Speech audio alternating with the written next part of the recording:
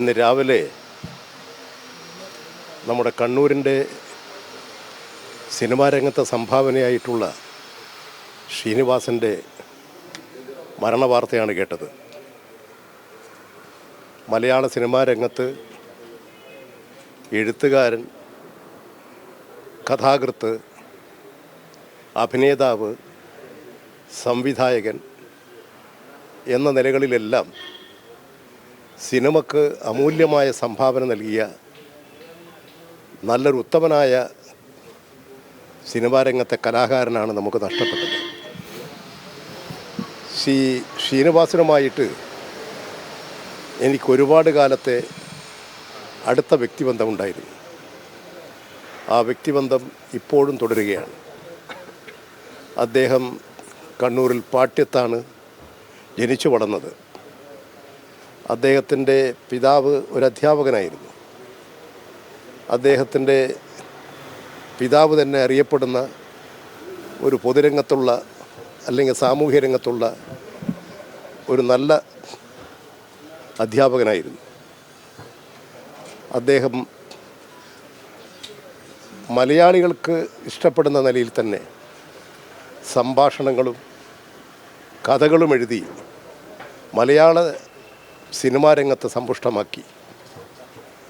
നിരവധി അവാർഡുകളും അദ്ദേഹത്തെ തേടിയെത്തി. ആ പ്രവർത്തന കാലഘട്ടത്തിൽ തന്നെയാണ് അദ്ദേഹം രോഗത്തിൽപ്പെട്ടത്. അദ്ദേഹത്തിൻ്റെ മകൻ ഇന്ന് മലയാള സിനിമാ രംഗത്ത് വലിയ സംഭാവനകൾ നൽകിക്കൊണ്ടിരിക്കുന്ന, വളർന്നു വരുന്ന ഒരു സിനിമാ കലാകാരൻ തന്നെയാണ്. വ്യക്തികളുമായി നല്ല ബന്ധം വെച്ച് പുലർത്തുമ്പോൾ തന്നെ തങ്ങൾക്ക് പറയാനുള്ള കാര്യങ്ങൾ വെട്ടിത്തുറന്ന് പറയുന്ന ഒരു ശീലമുള്ള കലാകാരൻ കൂടിയാണ് ശ്രീനിവാസൻ. പലപ്പോഴും അദ്ദേഹത്തെ ഞാൻ പല ട്രെയിനുകളിലും മറ്റുമായി കാണാറുണ്ടായിരുന്നു. അദ്ദേഹമാകട്ടെ, ഞാൻ എൻ്റെ കുട്ടികളുടെയൊക്കെ വിവാഹം ക്ഷണിച്ചാൽ ആ സമയത്തൊക്കെ കൃത്യമായി അതിൽ പങ്കാളിയാകാറുണ്ടായിരുന്നു.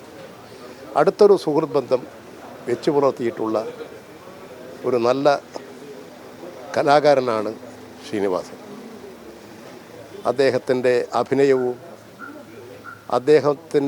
അദ്ദേഹത്തിന് പ്രകടിപ്പിക്കാനുള്ള ആശയങ്ങൾ വളരെ സമർത്ഥമായി ജനഹൃദയങ്ങളെ ആകർഷിക്കാൻ കഴിയുന്ന ശൈലിയോടുകൂടി അവതരിപ്പിക്കാൻ കഴിഞ്ഞിട്ടുള്ള നല്ലൊരു സിനിമാ രംഗത്തെ പ്രതിഭയായിരുന്നു.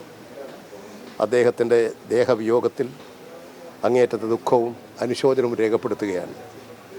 എൻ്റെ ഒരു അടുത്ത സിനിമാ രംഗത്തെ സുഹൃത്തായ അദ്ദേഹത്തിൻ്റെ വേർപാട് വളരെ വേദനയുണ്ടാക്കുന്നൊരു കാര്യം കൂടിയാണ്. അതാണ് ഇപ്പോൾ നിങ്ങളോട് പറയാനുള്ള കാര്യം. ബാക്കി അദ്ദേഹത്തിൻ്റെ എങ്ങനെയാണ് സംസ്കാരം എന്നുള്ള കാര്യങ്ങളെക്കുറിച്ചൊന്നും വാർത്തകൾ പുറത്തു വന്നു കഴിഞ്ഞിട്ടില്ല. അതിനുശേഷം എന്താണെന്നുള്ള കാര്യം ആലോചിക്കും.